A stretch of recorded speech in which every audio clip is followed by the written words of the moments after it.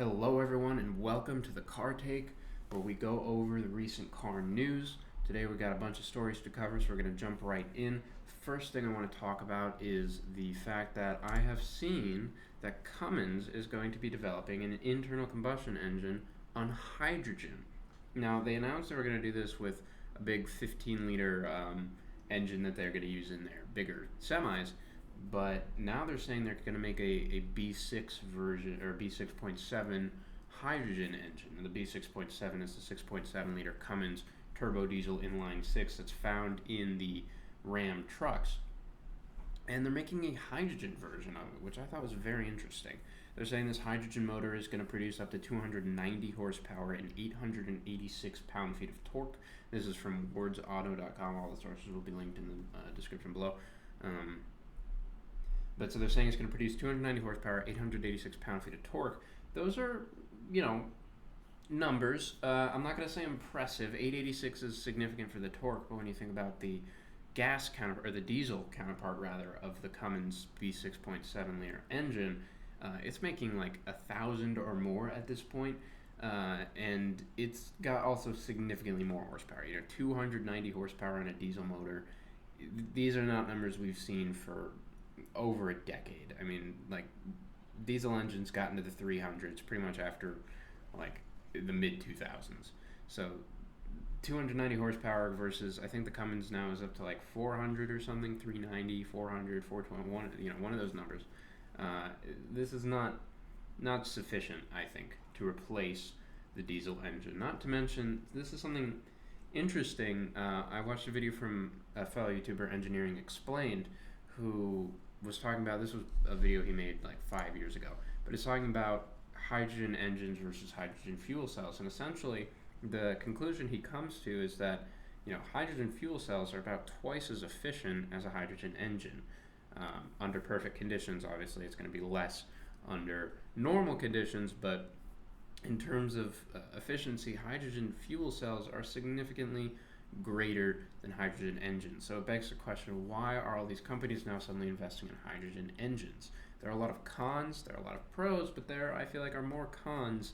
And as we've seen, especially in the automotive space, for a technology to take over, it has to be better in every aspect. The market is not going to change if they have to make sacrifices. They're just going to stay with the one they know, because who wants to make new sacrifices when you can keep making the old sacrifices that you're used to? So a lot of companies are investing in hydrogen engines, and I'm not quite sure why. It could be a cost thing. Could be because people are used to engines and they like that. It could be because hydrogen fuel cells just aren't sexy, like the cars that are out now. Fuel cells are like the Toyota Mirai, the Honda Clarity. I think Hyundai released some of their Envision things that are going to be hydrogen powered.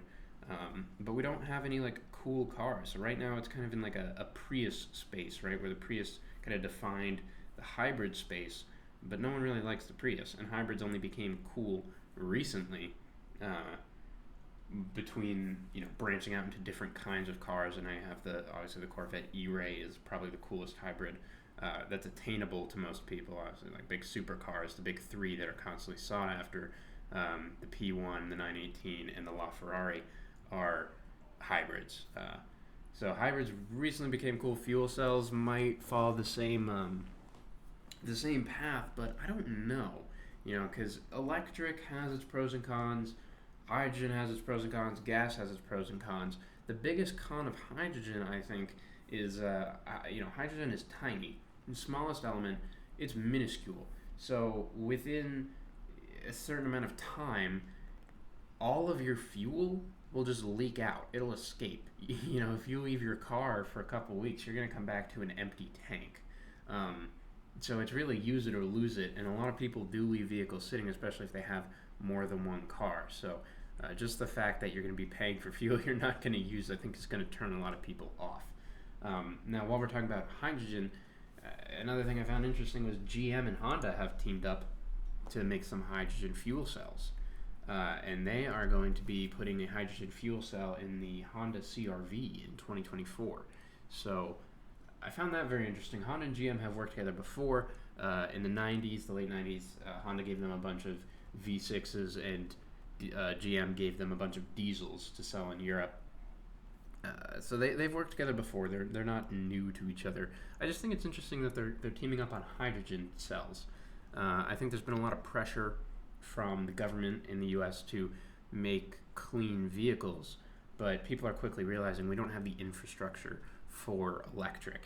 There are hundreds of millions of gasoline-powered cars on the road. How are you going to replace them all with electric cars? We don't have the grid for that. We don't have a standardized charging. Even if we did, charging takes 20 minutes to an hour, and people just don't have that time, or don't think they do, and that's really the only important part in the consumer's mind is what they think they have versus they don't. I'm interested to see where the hydrogen thing goes. Obviously, I would love hydrogen engines if we are really going to say goodbye to the gasoline-powered engines, but honestly, I think that hybrids are going to be the way of the future for the foreseeable future. Now, switching gears from hydrogen and going back to gas cars, something I found very interesting was that the Ford Maverick outsold the Hyundai Santa Cruz by more than double. Now, these trucks were both fairly new for 2022, and Ford sold 75,000 Mavericks, and Hyundai sold 36,000 Santa Cruz. So Ford sold more than 3,000 pickups, double than the Santa Cruz. This comes from Motor Biscuit, again linked in the description below. And I found that very interesting because I think the Santa Cruz is, from what I know about it, a little bit better. The interior quality is nicer. Hyundai has the best warranty in the industry, 10-year, 100,000 mile, and Mavericks are just far more expensive. The Maverick is supposed to start around $20,000, $25,000. You're not going to find a Maverick for $25,000. They're so popular. They've gone from an economy truck to, just pulling up CarMax or whatever. You won't see one for less than 35 or 40. Now, granted, used Santa Fe, like a 1 year, you have a few thousand miles on it kind of Santa Fe, is still going to be around that $30,000 mark, but that's a significant amount of money you're saving by going with a Santa Fe over the Maverick. So that kind of surprised me, but at the same time, it kind of didn't. People love Ford, and Hyundai is still building itself. They've done an amazing job, and they're going forward with the N brand and the N Vision stuff, and they've become much more favorable in many people's eyes, especially with their incredible warranty. But there's a lot of sentiment out there still that they're like an old kind of jalopy company where they don't really produce cars people want to drive. They produce cars people do drive because they can afford them. Versus Ford has, the blue oval behind it of 100 years of, automotive history and brand recognition and brand loyalty. So if it were me and I had to buy a unibody kind of ute style small truck, I would not spend $10,000 more to get a Ford Maverick. I would get the Santa Cruz, and I'd be very happy with it. So I thought that was interesting that they sold more than double. Now, this story I'm sure everyone has heard by now. I'm definitely not the first person to cover it. This one comes from the Robb Report. Doug DeMuro and his website Cars and Bids just got a $37 million investment from the Chernin Group, who is now going to own a majority of Cars and Bids.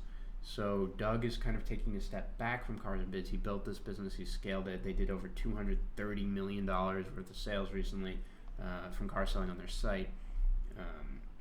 But Doug says, this is a quote from him, he says, "For the past 3 years, I've effectively been doing 2 jobs, building up Cars and Bids while creating videos for YouTube. For us to grow, we needed the help and expertise of TCG, who really understands the business." He also said, "It's going to allow us to take Cars and Bids to the next level. Let me refocus on making YouTube videos and get the help of a group of people who actually know what they're doing." I would say Doug, kind of knows what he's doing. He built this business from nothing into like the happening website. Like, this is where people auction off their cars. But I also see where he's coming from. He's a YouTuber. He's not a businessman. He knows how to do business. Like, he knows the aspects that he needs to, but he's not the one who's scaling a multi-billion-dollar industry, because that's just not who he is. He's the YouTuber who loves quirky and funny cars. So I can definitely see why it would be attractive for him to sell the company, or a majority stake in the company, for a boatload of cash, I give him the freedom to go back to doing YouTube more often, spending more of his time doing YouTube rather. And I don't know if you guys saw the video that just dropped. I watched the whole thing, but he bought a Carrera GT, which, if you've watched him, you'll know has been his dream car for the better part of 2 decades. And it was so cool to see him be able to actually buy that. It made me happy to see that, and it was a very sizable purchase. There are not many for sale that are easy to find right now. I think there's like one listed on Car Gurus with like 2,000 miles for a little under $2 million, right? And his was like 9,000 miles in the press spec with good bill of health from a specialized Porsche Carrera GT like shop that knows them. I forget the name of the shop. Obviously, the video will be linked and you can go and watch it. But that, just seeing that was incredible, and I was happy for him. He's really built amazing things. He's entertained thousands of car nerds like you and me, and seeing that was awesome. But he probably spent upwards of $2 million on that car, which is an amount of money I don't think he ever thought he would spend on a car. I'm not 100% certain, but I think the most expensive car he's bought previous to this is his Ford GT, which is now worth, I think, $500,000 or something. So this was a big step up for him, and I'm really happy for him. All right, so we're going to switch gears again, and we're going to go to a story that I got from Motor Trend on the Toyota Grand Highlander. Now, I'm sure some of you have heard of this, but contrary to the name and contrary to what we're used to, because in this country, nameplates are just, we scale up the same platform and call it Grand, Grand Wagoneer, Grand Cherokee, I say we, but it's Jeep. But the Grand Highlander is not actually just a bigger Highlander. It's a completely new vehicle platform. And the reason they just called it the Grand Highlander is because Toyota felt that launching a new nameplate would cost more than it was worth versus just calling it a Grand Highlander, especially given the American culture of doing that. They felt that it was better for the brand and better for business to just call it the Grand Highlander. But it's going to be a 3-row SUV, and the big selling point on it is that it can fit full-grown, full-size adults in the 3rd row comfortably.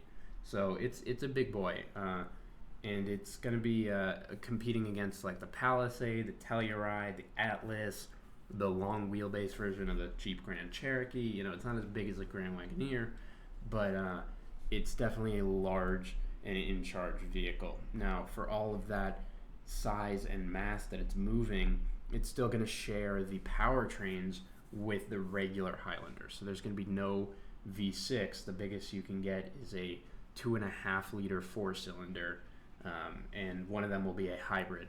So you can either get a 265 horsepower 2.4 turbo 4-banger or a 243 horsepower 2.5 liter hybrid.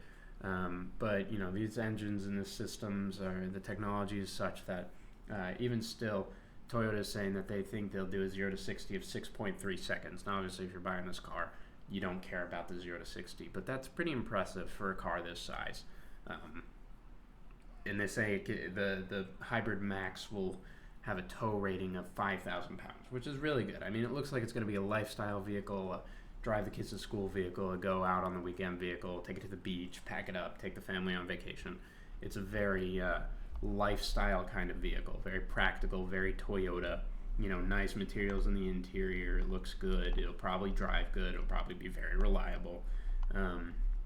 Just a comfortable place to be. If you aren't really into cars, or even if you are into cars, it's something you can buy and enjoy just for what it is. Take it at face value and use it for what it was made to be used for. That's my take on it, personally. And now we've come to a new car being announced. Let's end on a little more of a somber note. The Lamborghini V12 is unfortunately going away. There will be no more new naturally aspirated V12 Lamborghinis made. So to commemorate, they made a couple of one-offs. This story comes from Automoblog, and they're calling them the Invincible and the Authentica. I'm hoping I'm pronouncing those correctly. But they are one-off supercars. I think they were, they wanted to do something really special. And you can look at pictures of these things. They look like, you know what Lamborghini special cars look like. Everyone comes out, people say it looks like the Batmobile, they say it looks like an alien spaceship, blah blah blah. I mean, it's, you know, it's the hexagons, it's the sharp edges, it's the screaming V12. It's just the glory of Lamborghini in all of its glory. So I thought that would be appropriate to end on, because we just covered the new vehicle coming out. So I hope this was entertaining to you guys. I'm definitely sad to see the Lamborghini V12 go away, but you know, I'll probably never be able to own one, so yeah, who am I to be sad about it? But make sure you like, comment, subscribe. Tell me what you want to see more of. I was putting this video over some gameplay of a game called Deep Rock Galactic VRG. If you guys enjoyed that, let me know. I figured it was better than my previous format of just like a PowerPoint with some pictures on it. So make sure to check out all the links in the description, all the content creators and videos I mentioned. All the links to all the articles I used for this video will be in there. Full MLA citations, you know the deal. So thanks for watching. I hope you guys have a wonderful rest of your day, night, morning, otherwise, and I'll see you guys in the next one. Peace out.